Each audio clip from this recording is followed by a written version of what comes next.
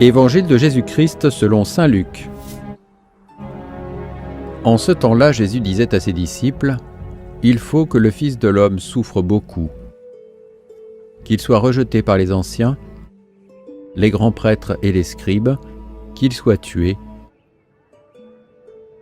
et que le troisième jour, il ressuscite. »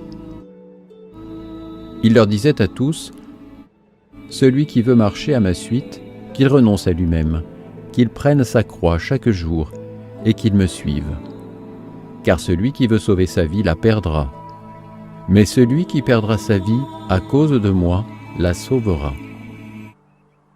Quel avantage un homme aura-t-il à gagner le monde entier s'il se perd ou se ruine lui-même ?» Acclamons la parole de Dieu.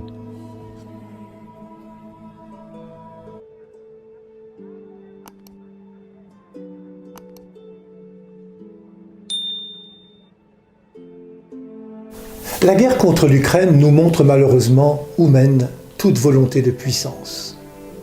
Une vie donnée, quant à elle, ouvre à la vie.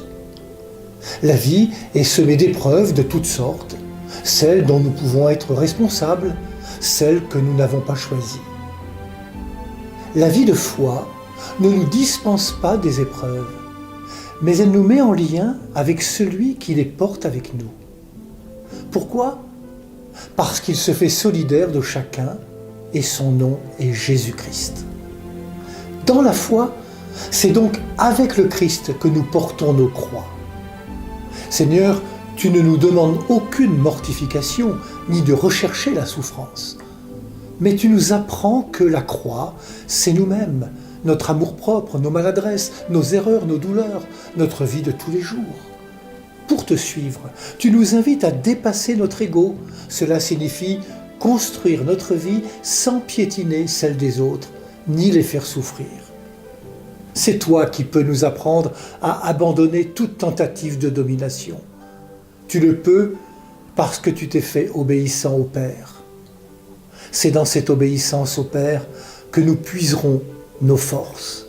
C'est en devenant ton disciple que nous découvrirons que le véritable accomplissement ne se trouve pas dans la possession ou la célébrité, mais dans l'hospitalité, la générosité, le partage, la bonté. Quel avantage un homme aura-t-il à gagner le monde entier s'il se perd ou se ruine lui-même ? L'adversité, les souffrances, les obstacles, nous devons les vaincre. Et nous en serons capables avec celui qui les a bravés par le don de sa vie, celui qui en est sorti vainqueur, Jésus-Christ, notre Sauveur.